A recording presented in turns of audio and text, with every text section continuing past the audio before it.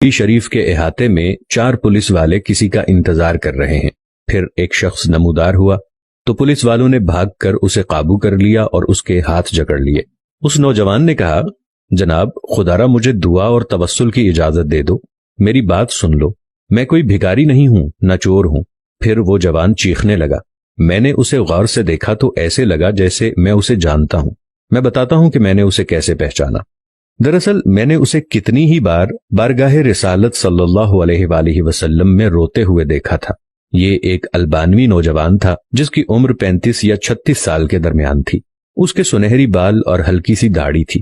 میں نے جرت کر کے پولیس والوں سے کہا، جب اس کا کوئی جرم نہیں ہے تو تم اس کے ساتھ ایسا سلوک کیوں کر رہے ہو؟ آخر کیا الزام ہے اس پر؟ انہوں نے مجھے سختی سے کہا، ارے او ترک، تو پیچھے ہٹ، اس معاملے میں بولنے کا تجھے کوئی حق نہیں۔ لیکن میں نے پھر سے کہا، آخر اس کا تمہارے ساتھ کیا مسئلہ ہے؟ کیا اس نے کوئی چوری کی ہے یا کوئی جرم کیا ہے؟ بتاؤ تو صحیح۔ ایک سپاہی نے کہا، نہیں، یہ بندہ 6 سال سے ادھر مدینہ شریف میں رہ رہا ہے، لیکن اس کا یہ قیام غیر قانونی ہے۔ ہم اسے پکڑ کر واپس اس کے ملک بھیجنا چاہتے ہیں، لیکن یہ ہر دفعہ ہمیں چکمہ دے کر بھاگ جاتا ہے اور جا کر روضہ رسول میں پناہ لے لیتا ہے، اور ہم اسے حد ادب کے باعث اندر جا کر گرفتار نہیں کرنا چاہتے تھے۔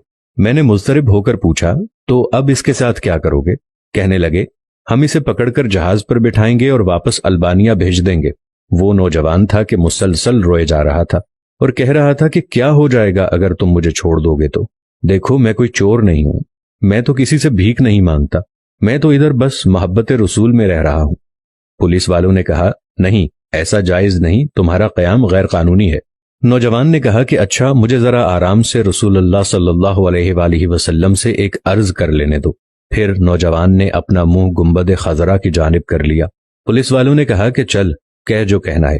نوجوان نے محبت بھری نظروں سے گنبد خضرا کی طرف دیکھا اور جو کچھ عربی میں کہا وہ نوجوان کہہ رہا تھا، یا رسول اللہ، کیا ہمارے درمیان اتفاق نہیں ہوا تھا؟ کیا میں نے اپنے ماں باپ کو نہیں چھوڑا؟ کیا اپنی دکان بند کر کے یہاں نہیں آ گیا؟ اور میں یہ عہد کر کے یہاں نہیں آیا تھا کہ آپ کے جوار رحمت میں رہا کروں گا؟ حضور، اب آپ دیکھ لیجئے، یہ مجھے یہاں رہنے نہیں دے رہے۔ یا رسول اللہ، آپ مداخلت کیوں نہیں فرماتے؟ روتے روتے نوجوان بے حال ہونے لگا۔ اس کی ہچکی بندھ گئی، پورا چہرہ آنسوؤں میں ڈوب ڈوب گیا۔ اس کا یہ حال دیکھ کر پولیس والے نے ذرا ڈھیل دی اور نوجوان نیچے گر گیا۔ اسی اثنا میں ایک پولیس والے نے اسے ٹھڈا مارتے ہوئے کہا، او دھوکے باز، اٹھ، ہم تمہیں ابھی ڈیپورٹ کریں گے۔ دوسرا پولیس والا آگے بڑھا، لیکن نوجوان نے کوئی رد عمل ظاہر نہ کیا۔ میں نے پولیس والوں سے کہا، لگتا ہے یہ بے ہوش ہو گیا ہے، یہ نہیں بھاگے گا، تم پانی لاؤ اور اس کے چہرے پر ڈالو۔ اس کے چہرے پر پانی ڈالنے کے باوجود نوجوان کوئی حرکت نہیں کر رہا تھا۔ پولیس والے گھبرا گئے۔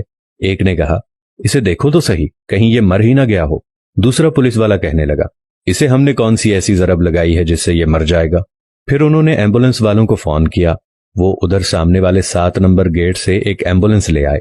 رضاکاروں نے نوجوان کی شہرگ پر ہاتھ رکھ کر حرکت نوٹ کی اور نبض چیک کی تو کہنے لگے، اسے تو مرے ہوئے کم از کم 15 منٹ گزر چکے ہیں۔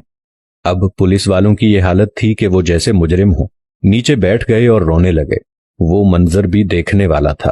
ان میں سے ایک تو اپنے دونوں زانوؤں پر ہاتھ مارتے ہوئے کہتا تھا، ہائے ہمارے ہاتھ کیوں نہ ٹوٹ گئے، کاش ہمیں معلوم ہوتا کہ اسے رسول اللہ صلی اللہ علیہ وآلہ وسلم سے اتنی شدید محبت ہے، ہائے ہمارے ہاتھ ٹوٹ کیوں نہ گئے، ہم نے اس عاشق رسول پر کیوں اتنی سختی کی۔ اس کے بعد ایمبولینس والوں نے اسے وہاں سے اٹھا لیا اور جنت البقیع کی طرف تجہیز و تکفین والے حصے میں لے گئے۔ غسل کے وقت میں بھی وہیں موجود تھا۔ میں انہیں کہتا تھا، مجھے بھی ہاتھ لگانے دو، مجھے بھی اس کی چارپائی کو اٹھانے دو۔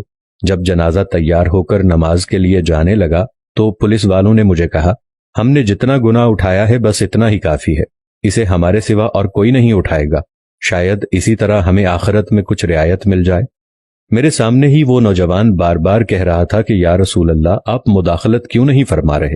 دیکھا، رسول اللہ صلی اللہ علیہ وآلہ وسلم نے مداخلت فرما دی اور ملک الموت نے اپنا فریضہ ادا کر کے اسے آپ تک ہمیشہ کے لیے پہنچا دیا۔